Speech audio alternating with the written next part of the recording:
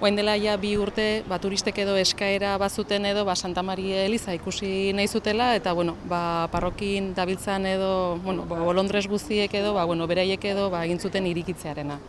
Orduan iaz gurekin bildu zian eta datuak eman zizkiguten eta datu horiek oso onak ziren, jendea interesa handia zukan. Orduan bai Santa Maria parrokiarekin eta Tolosako udalak lankidetza hitzarmen sinatu gendun, beraiek edo parrokia edo usten ziguten eta guk edo pertsona jartzen gendun datozen bisitari guztiei edo arreta egiteko eta pixkat Santa Maria Eliza zer den, pixkat edo azalpen batzuk ematearena. Iaz edo martxan hasi gendunekin, pixkat data dira San Fermina pasata eta ja turista gehiena dauzkagun horretan, horregatik astelehenean hasiko gera eta abuztu bukaera arte. Iazko esperientzia oso positiboa izan da, jende asko etorri izan, eta aurten gura begira eta udara eskaintza edo gehitzearena daukagun Aldezarreko bisita, azokaren bisita, topik baita, Santa Maria Eliza uste dugu interesgarria dela.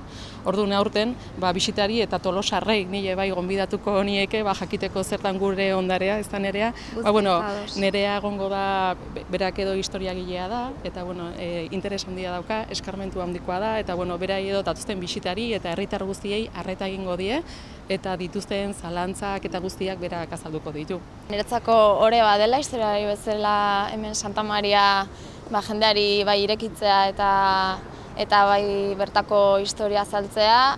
Azken finean bera delako Tolosak hiribildu bezala historian izan duen nagusitasunaren irudikatzaile nagusia, bere suteak gora bera.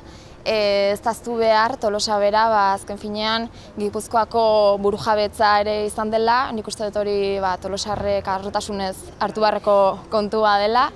Eta nahi dudan azkenengo bidatza da, hurrengo astetik aurrera, hemen izango nauzuela, bertako, kanpoko eta batez ere, eta Nereak ondo esan duen bezala, Tolosarrei beraien ondarea erakusteko. Eskerrak eman nahi baita Tolosako udalari, Tolosako ondare erlijiosoa balioan jartzeko egiten ari den aleginagatik, batez ere balio handiko ondarea delako ondare historikoaren barnean eta lehen esan dudan bezala guztiz hemen atzean dugun tenplu hau delako Tolosak historian zehar izan duen gora bera edo garrantzia eta nagusitasuna irudikatzen digun tenplua. Beraz, dena gonbidatuta zaudete, hurrengo astetik aurrera eta hemen aurkituko nauzue.